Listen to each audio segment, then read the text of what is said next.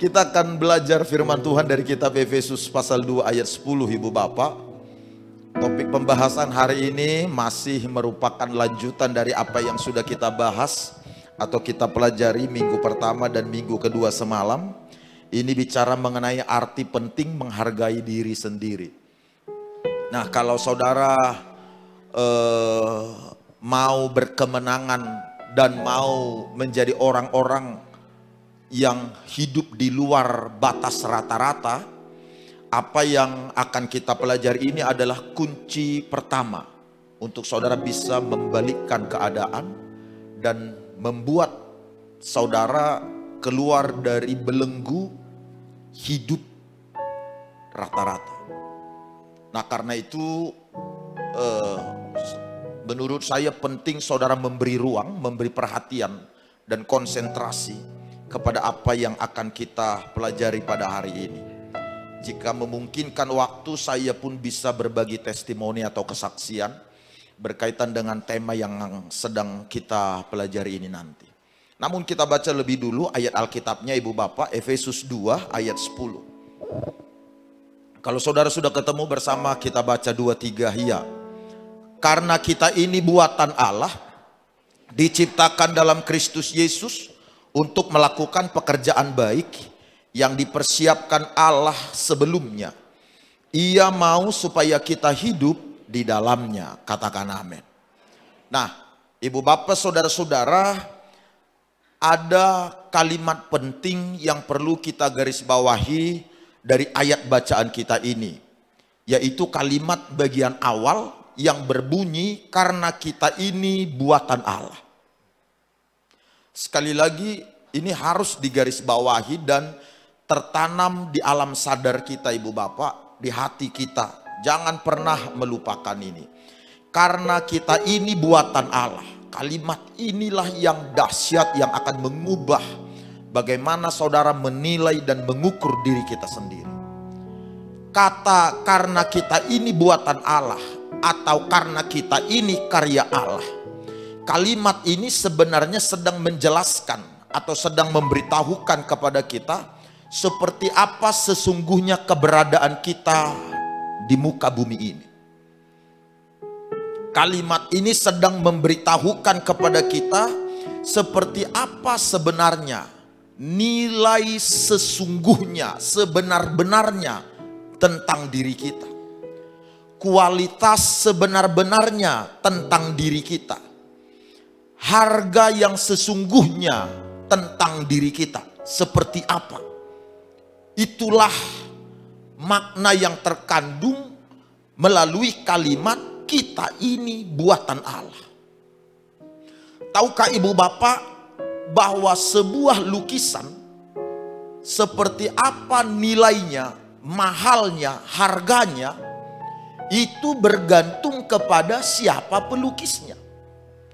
Jika yang menggambar atau yang mengukir sebuah lukisan adalah seorang pelukis ternama, maka lukisan itu akan sangat mahal dan sangat bernilai. Bukan saja karena lukisannya luar biasa, hebat, sempurna, tetapi karena siapa yang melukisnya. Alkitab memberitahukan bahwa kita ini buatan Allah. Kita ini di-create atau diciptakan oleh Allah. Saya dan saudara ini bernilai, mahal harganya, luar biasa keberadaan kita ini. Bukan karena siapa kita, dari mana asal usul kita, seperti apa pencapaian-pencapaian kita, bukan. Kita ini berharga, kita ini bernilai, kita ini berkualitas karena keberadaan kita, yaitu sebagai karya Allah atau ciptaan Allah. Karena itu kalimatnya sekali lagi berkata, kita ini buatan Allah atau karya Allah. Dengan kata lain, keberadaan saya dan saudara di tengah-tengah alam semesta ini di Kabupaten Karo ini, di tengah-tengah rumah tangga yang sekarang saudara bersuku apa, bermarga apa, berwarna kulit apa, keberadaan kita sekarang ini bukan sebuah kebetulan, bukan pula sebuah kecelakaan. Terlepas seperti apa proses lahirnya kita, seperti apa proses datangnya kita atau hadirnya kita ke muka bumi ini, seperti apa proses persalinan, terlepas dari semua itu, yang jelas ibu bapak sekalian, keberadaan kita tidak pernah karena luput dari perhatian Allah, karena kecelakaan atau karena kebetulan. Bukan pula keberadaan kita di muka bumi ini karena hasil rakitan atau produksi sebuah pabrik secara massal. Bukan. Keberadaan kita adalah karena diupayakan, diciptakan dengan sengaja oleh Tuhan Allah. Kita diciptakan masing-masing sesuai cetakannya sendiri. Setelah kita diciptakan, cetakannya dibuang. Diciptakan lagi, cetakannya dibuang. Diciptakan lagi, cetakannya dibuang. Karena itu kita tidak pernah menemukan ada di antara manusia yang sekian miliar ini ada yang sama persis. Baik sidik jari maupun wajah. Masing-masing asli, bukan KW. Kembar siam sekalipun kita ibu bapak, sidik jari kita dengan teman kembar kita, saudara kembar kita, berbeda sama sekali. Kita ini unik. Masing-masing kita secara sengaja dirancang, di-create, diciptakan, dibentuk, digambar oleh Allah. Sehingga kita jadi seperti sekarang ini. Oleh karena kita ini adalah ciptaan Allah. Ketika dia menciptakan kita ibu bapak, bersamaan dengan proses penciptaan itu, Allah juga telah merancang atau menetapkan seperti apa hari-hari yang akan kita lalui. Hal-hal apa yang akan kita hadapi di hari-hari yang ada itu. Bahkan kesulitan, tekanan, persoalan atau pencapaian, promosi, keberhasilan, kemenangan yang akan datang pun semua sudah dalam tulisan Allah yang maha tinggi. Oleh karena itu ketika dia menggambar kita, membentuk kita, tidak cuma diri kita yang dia gambar, dia bentuk, tetapi juga dia sudah menggambar, merencanakan atau merancang hari-hari dan hal-hal yang akan kita lalui, yang akan kita lewati selama kita hidup di muka bumi. Bukan cuma hari-hari, hal-hal dan apa yang akan datang kita hadapi, bukan cuma itu. Kepada kita yang dirancang ini, yang digambar ini, yang dibentuk ini, kepada kita pun telah diisikan semua bakat, kemampuan, potensi, hal-hal yang luar biasa yang kita perlukan supaya kita bisa berhasil menghadapi kemungkinan yang ada, hari-hari yang akan datang, situasi dan musim yang akan kita lalui. Semua yang kita butuhkan untuk bisa menghasilkan karya yang baik, menghasilkan pekerjaan yang baik, yang luar biasa. Walau berbagai hal kita hadapi, semua potensi itu telah Allah taruh dalam diri kita tatkala dia merancang dan menggambar kita. Oleh karena itu ibu bapak, tidak baik atau tidak boleh kita mengeluhkan keberadaan kita saat ini. Kalau saudara menyadari keberadaan kita sebagaimana yang dijelaskan oleh firman Tuhan ini ibu bapak, maka saudara akan mengerti betapa hebat hebatnya kita sebagai ciptaan Allah. Betapa luar biasanya kita sebagai ciptaan Allah. Saudara tidak akan pernah memandang rendah diri kita. Saudara tidak akan pernah menginginkan apa yang dimiliki oleh orang lain supaya itu ada pada diri kita. Saudara tidak lagi akan berkata, seandainya postur tubuhku sedikit lebih tinggi seperti dia, seandainya warna kulitku seperti dia, seandainya potensi bernyanyiku seperti dia, seandainya kewarganegaraanku seperti dia, maka aku akan nyaman dengan diriku. Aku tidak terancam dengan diriku. Aku akan berhasil seperti yang lain. Pemikiran ini jelas pemikiran yang keliru. Ini bukan idenya Tuhan. Ini bukan suara Tuhan. Allah telah dengan sengaja merancang, menetapkan keberadaan kita, tinggi pendeknya kita, bentuk tubuh kita, kewargaan kita, keberadaan kita, bahkan juga semua potensi dan keterampilan kita.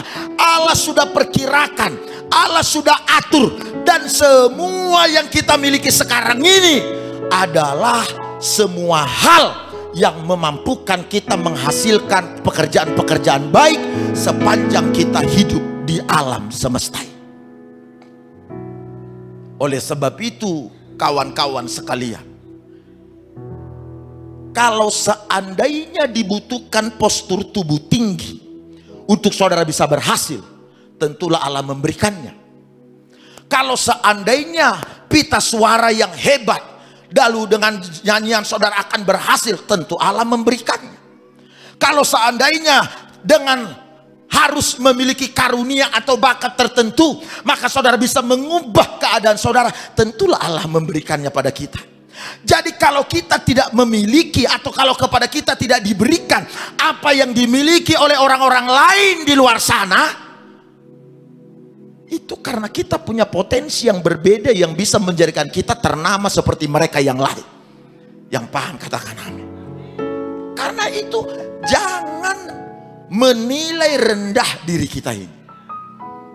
Jangan membiarkan kalimat-kalimat, pernyataan-pernyataan miring, pernyataan-pernyataan negatif, pernyataan-pernyataan yang memusuhi diri sendiri terlontar dari mulut bibir lidah kita. Kalau kita berkata, saya ini kan orang bodoh Pak, saya ini kan orang lemah, ya siapalah saya Pak, saya ini kan orang miskin, saya ini kan orang susah. Kata siapa? Kata pikiran kita kan, kata kedagingan kita kan. Tanpa sadar kalimat-kalimat yang membunuh motivasi untuk melakukan pekerjaan baik ini, itu disisipkan setan di pikiran kita, supaya kita melihat diri kita bukan sebagai orang yang bisa menghasilkan karya yang baik, pekerjaan yang baik, yang hebat, yang luar biasa, sehingga kita tetap rata-rata. Karena itu jangan merendahkan buatan Allah, katakan amin. Saya ulang, jangan rendahkan buatan Allah, katakan amin. Coba lihat sekali lagi ayat Alkitabnya ibu bapak. Kita baca sama-sama yuk. Kalimatnya berkata, Efesus 2 ayat 10. Baca dengan mantap sekali lagi yuk. 2, 3, iya. Karena kita ini buatan Allah, diciptakan dalam Kristus Yesus untuk melakukan pekerjaan baik. Sekali lagi, untuk melakukan pekerjaan baik, pekerjaan hebat, pekerjaan besar. Lalu kalimat berikut 3, ya. Yang dipersiapkan Allah, yang dipersiapkan, yang direncanakan. Terus, sebelumnya Ia mau supaya kita hidup di dalamnya. Tuhan mau supaya kita setuju, percaya dengan karya Allah yang Allah kerjakan pada diri kita sekarang ini. Dia mau kita menerima ini. Dia mau kita percaya dengan karya ilahi ini. Tidak ada yang kebetulan. Dia sudah rancang itu. Kita saja yang menilai diri kita ini lemah, terbatas, tak berdaya. Tapi Alkitab bilang kita ini maha karya Allah, buatan tangan Allah. Hebat, dahsyat, dan ajaib. Banyak orang, ibu bapak, keliru dalam menilai dirinya sendiri, bahkan sering sekali menjadi musuh bagi dirinya sendiri. Mereka benar-benar tidak menerima keberadaan mereka, hanya gara-gara mereka tidak seperti yang lain. Ketika kita tidak menerima keberadaan kita, seperti apapun keberadaan kita ini ibu bapak, apakah kita tidak sesempurna orang lain, tidak sekeren orang lain, warna kulit kita, tinggi badan kita, kewargaan kita, keterampilan kita, bakat kita, suara kita, dan lain sebagainya, walau tidak seperti orang lain, bukan berarti kita ciptaan Allah nomor 2, nomor 3, atau kelas B, kelas C, kelas D. Kita semua sama-sama kelas spesial Tuhan Allah. Cetakannya spesial, sama kualitasnya, beda kita. Karena itu jangan menginginkan apa yang dimiliki oleh orang lain saudara miliki, atau jangan menjadikan kelebihan orang lain, keistimewaan orang lain menjadi alasan kenapa kita tidak berhasil. Jangan menjadikan hal-hal luar biasa yang dimiliki oleh orang lain yang tidak ada pada kita, lalu itu kita jadikan menjadi alasan untuk kita hidup rata-rata, tidak berkarya, tidak lakukan hal baik, tidak mengerjakan kerjaan-kerjaan yang besar. Memang kita masih punya hal-hal yang perlu diluruskan. Kita mungkin punya hal-hal yang masih harus diperbaiki. Hanya karena kita belum berhasil, hanya karena kita masih dalam proses berbuah, kita tidak boleh menghukum diri kita sendiri. Kita tidak boleh merendahkan diri kita. Kita tidak boleh berkata tentang diri kita, saya ini nggak punya apa-apa, nggak tahu apa-apa, saya memang ditakdirkan hanya untuk seperti ini. Tidak. Iblis tahu kalau kita mengerti seperti apa kualitas penciptaan Allah atau yang Allah taruh dalam diri kita. Kalau kita tahu itu, iblis ngerti, maka kita akan keluar dari belenggu setan, dari belenggu tidak percaya diri, dari belenggu lemah tak berdaya, dari belenggu memusuhi atau menghakimi diri sendiri. Karena itu iblis tidak mau kebenaran ini terkuak, terungkap. Iblis coba tutup-tutupi.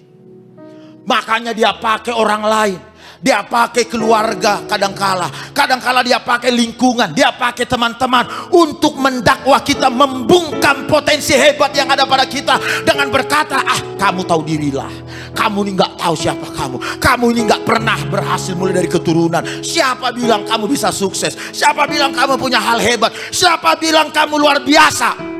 Kalimat-kalimat itu dititipkan oleh musuh melalui orang-orang yang ada di sekitar kita. Target setan supaya kita menggunakan standar penilaian orang lain tentang diri kita, supaya kita menggunakan ukuran yang diukurkan oleh orang lain untuk mengukur diri kita. Tapi hari ini kita tolak semua apa kata orang tentang diri kita, apa standar penilaian orang tentang diri kita. Alkitab memberitahu kita buatan Allah, kita ciptaan Allah. Yang setuju tepuk tangan bagi Tuhan Allah. Kalau saudara beli tas, harga tas itu mahal apa tidak tergantung made in mana. Begitu kan ibu bapak? Makanya kalau tasnya, walau kita nggak baca mereknya, coba lihat ketika musim hujan atau gerimis, lalu ibu yang punya tasnya diangkat ke atas, menudungi kepalanya, kita tahu harganya berapa. Tapi kalau tasnya mahal, gerimis datang, tasnya bukan diangkat ke kepala, ditutupkan di dalam atau dipeluk, itu berarti mahal itu. Jadi coba lihat, orang yang jalan angkat tas sembari peluk tas saat gerimis, kita tahu made in mana. Kawan, sekali lagi, kita ini buatan Allah, berarti sangat mahal harga kita, sangat berkualitas kita ini, sangat hebat kita ini. Karena itu berhenti memusuhi diri sendiri. Musuh kita ini sudah sangat banyak. Musuh kita sudah sangat banyak. Dari mana tantangan dan tekanan masuk ke diri kita. Jangan lagi kita pergunakan kata-kata kita untuk memusuhi kita. Jangan. Saya ingat apa yang dilaporkan kitab Kejadian pada kala Allah melakukan mengerjakan penciptaan. Kejadian pasal 1 ayat 1 sampai 3, Tuhan menciptakan terang. Terang jadi, lalu Alkitab bilang Allah melihat yang diciptakan itu, lalu dia berkata sangat baik.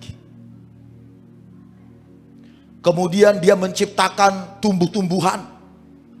Dia berfirman, hendaklah tanah mengeluarkan tunas, maka tumbuh-tumbuhan, pohon-pohonan keluar. Allah lihat, Allah nilai. Alkitab berkata baik. 6 hari Allah bekerja menciptakan.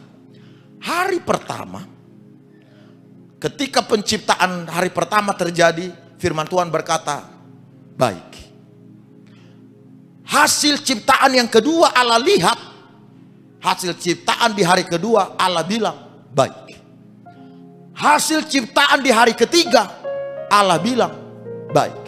Demikian ciptaan hari keempat, ciptaan hari kelima. Tapi ketika Allah menciptakan manusia pada hari ke-6, lalu dia melihat manusia yang diciptakan itu. Kejadian pasal 1 ayat 31 melaporkan, komentar Allah, sungguh amat baik. Beda ya. Di hari pertama ciptaannya baik, hari kedua baik, hari ketiga baik, 4, 5 baik, ke-6 sangat amat baik. Berarti kawan, kita tidak boleh merendahkan buatan Allah yang luar biasa ini. Tepuk tangan boleh. Coba lihat. Gini, ibu bapak, saya mau beritahu.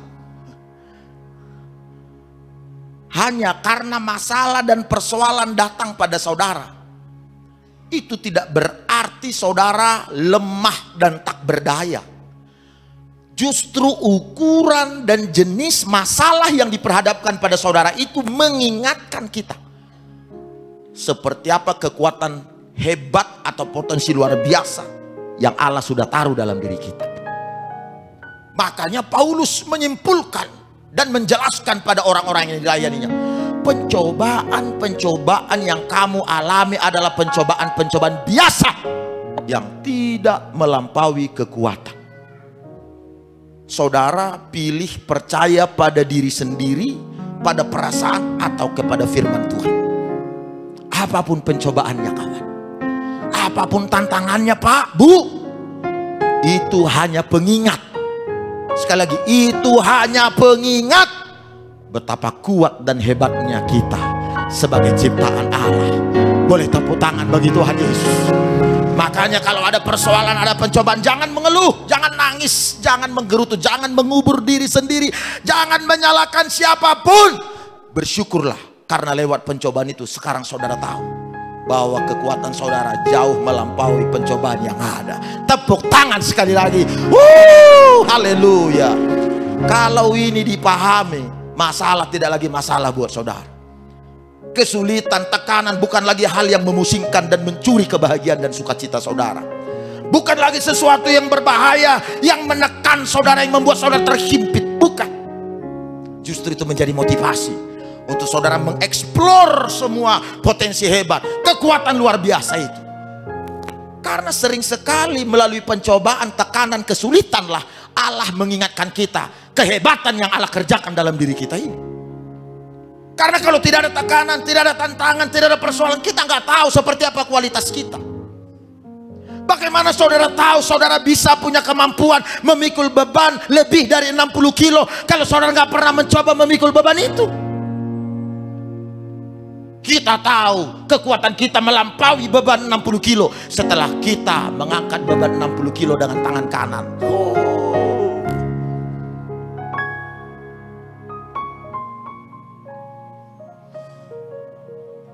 Saudara tahu bahwa Daud ini sebelum menjadi raja, Daud adalah orang yang punya banyak alasan dan kesempatan untuk tidak percaya diri.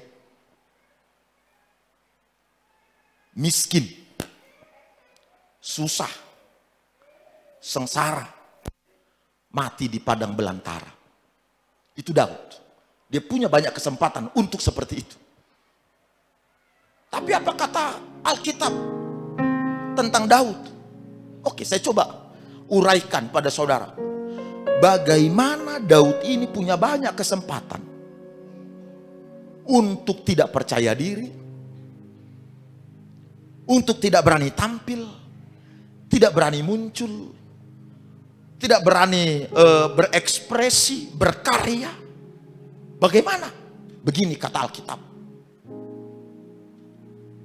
Daud ini anak bungsu. Tapi pekerjaannya menggembalakan kambing domba kepunyaan orang tuanya di padang belantara. Tahu ibu bapak, menggembalakan kambing domba itu adalah pekerjaan paling rendah di kalangan bangsa Israel. Siapapun bisa mengerjakan itu, walaupun dia nggak sekolah, walaupun dia bukan orang hebat, walaupun dia bukan orang kaya, walaupun dia orang susah. Menggembalakan kambing domba hal yang paling rendah yang bisa dikerjakan oleh semua orang. Dan itulah pekerjaan Daud. Menggembalakan kambing domba, itu pun cuma 2-3 ekor. Jenis pekerjaan ini saja sudah bisa menjadikan Daud tidak percaya diri, kan? Jenis pekerjaan ini saja sudah bisa atau sudah cukup bagi Daud untuk tidak berani mengeksplor potensinya, memperlihatkan kemampuannya atau tampil ke permukaan. Jenis pekerjaan ini udah minder dia. Siapalah aku ini, cuma gembala kambing domba 2-3 ekor. Itu yang pertama. Lalu yang kedua, apa yang dialami oleh Daud? Mazmur pasal 10 melaporkan bahwa ayah dan ibunya melupakan Daud.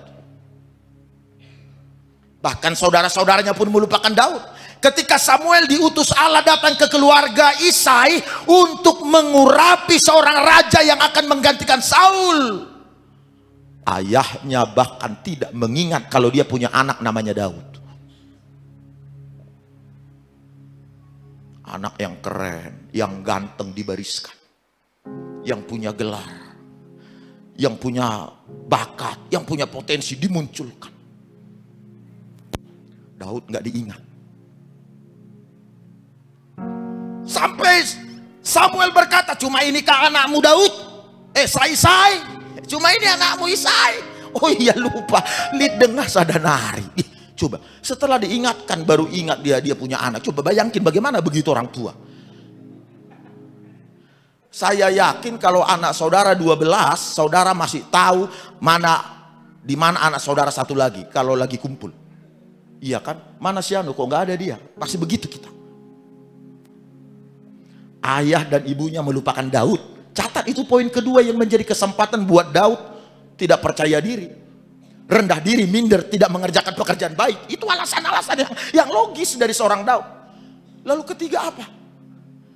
Saudara-saudara Daud sekandung sedarah merendahkan Daud, bahkan mengatai Daud pemalas, licik. Gila nggak ini?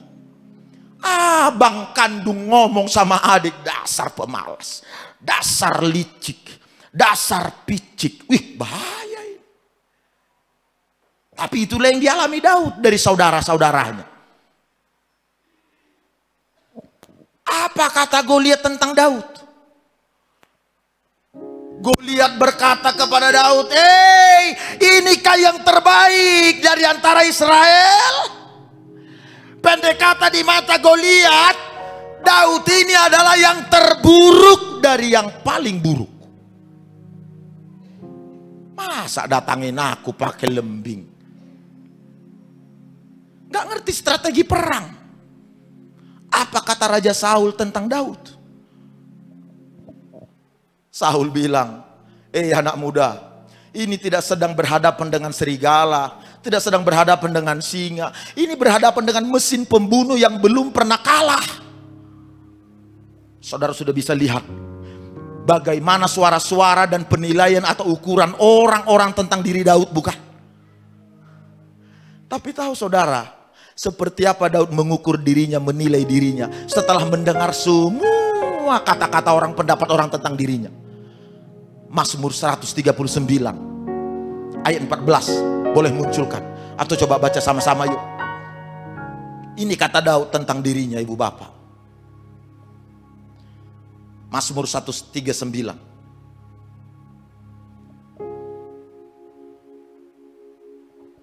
Boleh kita baca sama-sama? Yuk, mana dia Mazmur? Haleluya. Baik, baca bersama 3 ya. Aku bersyukur kepadamu oleh karena kejadianku dahsyat. Ulang dulu sama-sama, mantap yuk, 2, 3 ya. Aku bersyukur kepadamu oleh karena kejadianku dahsyat dan ajaib. Ajaib apa yang kau buat dan jiwaku benar-benar menyadarinya. Ini kekurangan kita ibu bapak. Kita tidak pernah benar-benar menyadari seperti apa hebat dan luar biasanya potensi kita, kejadian kita. Kita hanya menyadari seperti apa hebatnya orang lain, seperti apa cerdasnya orang lain, seperti apa pintarnya orang lain. Makanya tidak heran banyak sekali di antara kita sangat cekatan atau sangat mudah memuji dan membanggakan orang lain. Memuji dan membanggakan teman-teman kita, tetangga kita, sepupu kita, saudara kita. Kita begitu mudah dengan sukacita menceritakan tentang kehebatan mereka, tentang keluar biasaan mereka, tentang kehebatan mereka. Wih, heda, tendukin tetangga ku ada jago kina ada luar biasa. Iya, aku salutlah. Pintar kita menceritakan orang lain. Pintar kita menceritakan kehebatan suami orang lain. Semangat kita menceritakan keterampilan dan kelebihan suami orang lain, istri orang lain. Sampai-sampai kita tidak bisa melihat kelebihan kita, kelebihan suami kita, kelebihan istri kita.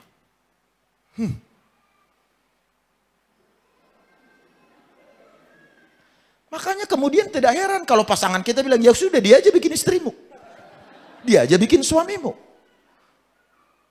Makanya nggak heran kadang-kala kita para suami ini malas kita mengasihi istri kita. Nggak pernah kita memuji istri kita. Karena yang hanya kita lihat adalah kelebihan istri orang lain.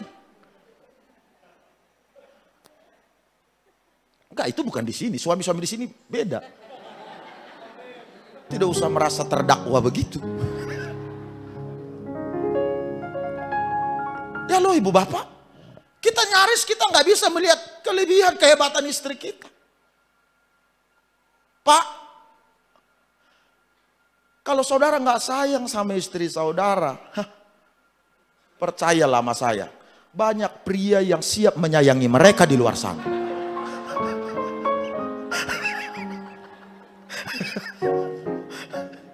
Ulah kerikap nukam jadi laki babodoneda. Begitu pula sebaliknya bu. Ini timbal baliknya ini. Walau tadi ku bilang suami, istrinya tembakanku. Kalau saudara para istri tidak bisa melihat kelebihan suami, nggak bisa menghormati, tunduk, menyayangi suami,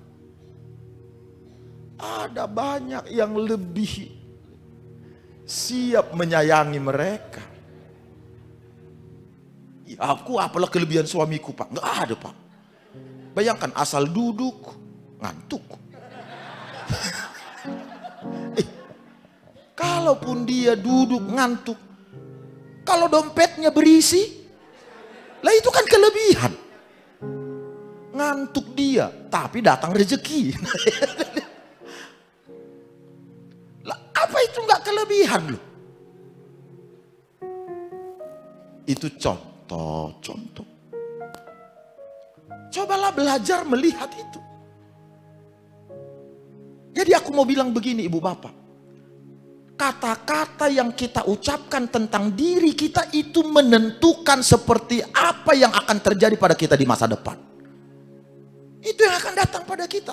Jadi mulailah melihat saudara ini punya potensi hebat. Saudara ini punya karunia dan bakat. Lihat dalam diri saudara ada kemampuan menulis lagu, menggugah lagu. Ada kemampuan itu. Saya kadang-kala kalau lihat orang mabuk saja, mabuk, kelebihannya langsung muncul. Padahal itu baru mabuk. Bukan karena dipenuhi Roh Kudus. Mabuk loh. Bukan mabuk karena dipenuhi Roh Kudus, mabuk karena anggur, karena tuak. Keterampilannya muncul, keberaniannya muncul.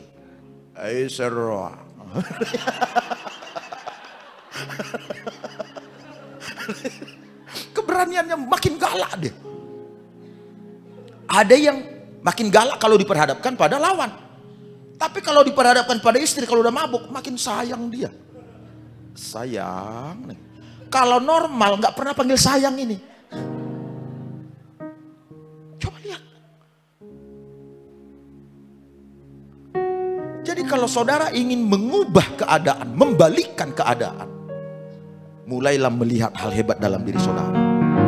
Ini yang akan membuat saudara termotivasi melakukan hal-hal yang benar, hal-hal yang besar, hal-hal yang baik. Keberhasilan itu sifatnya candu loh ibu bapak. Kalau kita udah berhasil melakukan pekerjaan yang baik sekarang, kita pengen lagi melakukannya di kemudian. Kita pengen lagi melakukannya di kemudian. Memang begitu adanya.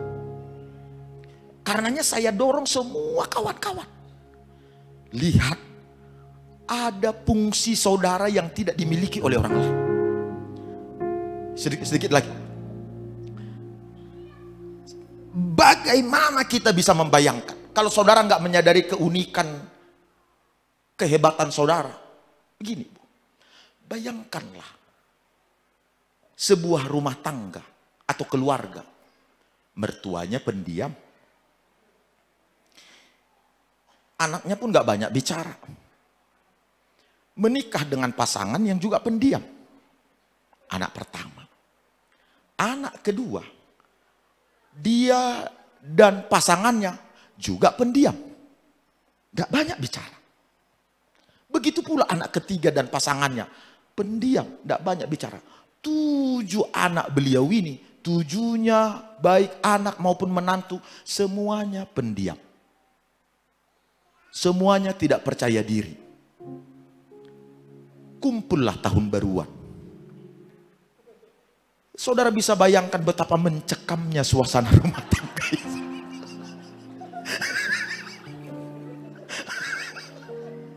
Betapa horornya itu. Coba bayangin. Mertuanya keluar mau makan roti, dia makan roti sendiri. Menantunya sebagai bentuk ramah tamah cuma sekedar bertanya, kujaten dua mah? Kujan dan tisikela. Oh, woi mah, begitu. Duduk nanti, bersebelahan duduk, nggak ngomong, lah si perkuanan. Bayangkan betapa kacaunya rumah tangga begini. Kenapa begitu? Karena satu sama lain anggota keluarga ini tidak menyadari fungsi-fungsi hebat yang ada pada mereka. Dan mereka tidak tidak berani mengeksplor, tidak berani memperlihatkan, tidak berani mengerjakan pekerjaan-pekerjaan yang baik. Ya apa salahnya dibercandain kek? Apa salahnya? Kita lihatlah, kan kita ini punya potensi hebat. Kita bisa bercerita, kita bisa ramah. Tapi kenapa kita nggak lakukan itu? Kita takut salah, kita nggak percaya diri, kita rendah diri, kita pikir itu udah baik. Padahal itu cara setan mengkacau balaukan kita dan menjadikan kita tidak jadi berkah. Nah, oleh karena itu yang harus dilakukan apa? Saudara harus lihat, oh saya ini ternyata sesuai Alkitab, saya ini dahsyat, saya ini hebat. Munculin, percaya diri, lakukan pekerjaan yang baik. Supaya dengan pekerjaan baik yang kita lakukan, Tuhan dimuliakan. Tepuk tangan bagi Tuhan. Tuhan dimuliakan. Tahu bumbu, ibu bapak, bumbu di dapur. Cabai ini rasanya bikin pedas kan? Tapi ada juga jenis bumbu yang lain yang menimbulkan rasa pedas, tapi agak beda dengan rasa pedas yang disebabkan oleh cabai. Namanya andaliman. Artinya andalkan iman. Ada lagi jenis bumbu yang lain yang juga menimbulkan rasa pedas, tapi agak beda dari andaliman ini. Namanya merica. Banyak. Coba lihat gini, kalau salah satu dari bumbu ini tidak digabungkan pada sebuah masakan, kayak ada yang kurang. Gitu. Kayak ada yang kurang. Udah enak sih, tapi belum nendang gitu kira-kira. Belum pas. Itu berarti kalau bumbu-bumbu yang dari berbagai nama dan jenis ini masing-masing punya fungsi dan bisa menciptakan keceriaan atau bisa memberikan kontribusi, bisa memberikan rasa yang tersendiri. Bumbu, apalagi kita. Apalagi kita. Kalau anak yang satu pendiam, anak yang kedua lihat, suka cerita. Anak yang ketiga, suka usil. Anak yang keempat, waduh nggak bisa diam. Anak yang kelima, suka karaoke. Ada suaminya di sebelah, tapi karaokean nyanyi. Jadikan aku yang kedua.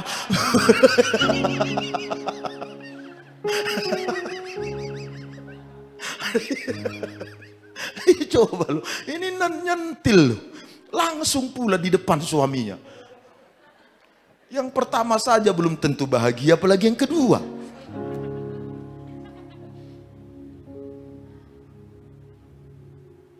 Kalau masing-masing kita menyadari keunikan kita, dan ini semuanya kita lepaskan, kita perlihatkan. Loh, coba lihat luar biasa rumah tangga kita. Kalau kumpul keluarga besar kita, ijah sianu, ijah siadadai, ijah bapak siang, maka lengayareh, ilah kak meriah hadilayar dah. Telepon min. Kita bilang begitu. Kenapa? Karena dia punya keunikan khusus, punya cita rasa khusus. Kalau dia ada, sempurnalah. Bukan rokok sempurna, sempurna suasananya. Sempurna suasana. Ayo, sekarang saudara fokus kepada kehebatan yang ada pada kita yang diciptakan Tuhan. Katakan amin. Beranilah berkarya, berani berbuat, berani bekerja. Jangan menyimpan, jangan sembunyi. Jangan sudah 7 tahun, 10 tahun kita orang Kristen, jemaat GBI Live Spring lagi, doa pembukaan di CG pun tak berani kita. Doa pembukaan. Oke lah doa pembukaan maklum, doa snack. Doa makan pun kita tak tahu, harus keterlaluan. Ditanya jemaat mana? Live Spring. Doa makanlah paling sederhana dan paling gampang. Tuhan berkati makan minum ini, amin. Pela beluh. Coba lo. Masih ada hal yang ingin saya bagikan tapi waktu nggak memungkinkan. Inti pesan sudah saya sampaikan. Mulailah melihat diri saudara. Saudara sudah dirancang, diciptakan dengan sengaja. Semua hal hebat, hal baik sudah ada di sana. Saudara tinggal menggali. Makanya jangan malas, Pak. Jangan menyimpan diri, menyembunyikan diri. Jangan lagi tidak percaya diri. Jangan takut salah. Seiring dengan waktu, saudara akan melihat hal-hal baik yang akan saudara hasilkan nantinya. Makanya ayo hadir di pesta. Hadir di komunitas-komunitas CG. Bergabung dengan orang-orang lain. berbicara dengan orang lain, ngomong dengan orang lain. Mulai memperlihatkan kehebatan saudara, karya-karya positif saudara. Aku ini dulu pendiam Pak, sebelum bertobat. Diam, gak pernah bisa bicara. Minder, gak percaya diri. Karena apa ya? Karena memang begitu aku dibentuk, dilatih orang tuaku. Di orang tuaku itu dulu di rumah kami, kalau datang tamu, anak-anaknya semua justru masuk kamar. Kalau datang tamu. Apalagi kalau tamunya hamba Tuhan. Bapak dan mamaku ini sangat hormat sama hamba Tuhan. Kalau datang hamba Tuhan, apa yang ada dipotong. Kecuali anaknya. Ada ayam dipelihara, ada bebek dipelihara. Dipotong. Setelah masak, mau makan, anak-anaknya semuanya disuruh masuk kamar. Kamar kalian, tamu mau makan. Pak pendeta mau makan. Di kamar kalian. Nanti. Setelah bapak pendeta, tamu selesai. Ya, kalau tamunya tahu diri. Begitu dihidangkan bebek 1 ekor, dia pikir itu kesempatan perbaikan gizi. Dia lahap habis. Sisalah bagian kepala, bagian ceker, itu yang paling sering. Kita keluar dari kamar, cuma tinggal itu sisa. Itu pun masih dibilang mamaku, tunggu dulu, nanti setelah pulang. Siapa tahu minta makan lagi. Waduh. Makanya pendeta-pendeta itu gemuk-gemuk semua. Senang sekali datang melayani ke gereja kami dulu. Senang sekali. Udah dikasih makan, dikasih semua. Sangat penghormatan pun dikasih. Kalau aku beda, nggak mau terlalu gemuk setelah jadi pendeta. Itu. Kebiasaan itu akhirnya membentuk bahwa aku nggak bisa keluar, nggak percaya diri keluar. Karena selalu di kamar. Setelah aku bertobat, sekolah pendeta, pekerjaanku dikasih. Ya cuman ngepel, susun kursi, rapikan kabel-kabel, ngajar sekolah minggu 1 kali seumur hidup. Itulah pelayananku. Ngajar sekolah minggu itu pun cuma sekali. Setelah aku ngajar sekolah minggu, kebetulan anak gembalaku ikut di kebaktian sekolah minggu itu. Dilaporkan ceritaku kepada bapaknya yang adalah gembalaku. Bapaknya mendengar itu lalu di-cut, saya nggak boleh lagi melayani sekolah minggu. Apa yang dilaporkan? Waktu itu aku pimpin nyanyian anak sekolah minggu. Dikepak-kepakkan sayapnya, digeleng-geleng kepalanya. Anak gembalaku ini lapor. Masa Om Ruben ajak kami berdiri, ayo semua sayapnya dikepak-kepakkan. Kami kan gak punya sayap, papi, katanya. Bener juga aku pikir, cerdas ini anak gembala ini. Jadi ketika dilaporkan, berarti ini gak boleh lagi dia disuruh ngajar sekolah minggu. Gak ngajar sekolah minggu lagi aku. Pendiam, dibully, tapi coba lihat sekarang.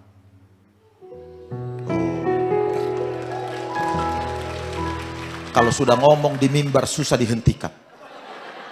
Tuh sekarang. Lihat sekarang. Kerjaan-kerjaan baik yang dihasilkan. Lihat sekarang. Bukan mau menyombongkan diri. Saudara searching di Google. Ruben Yonatan. Muncul semua. Puang.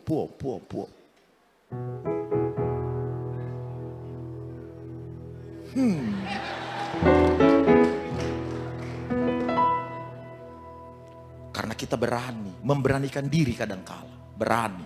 Ayo Pak, gabung di komunitas. Kerjakan pekerjaan baik. Tuhan pasti tolong kita. Kita nyanyi sama-sama yuk.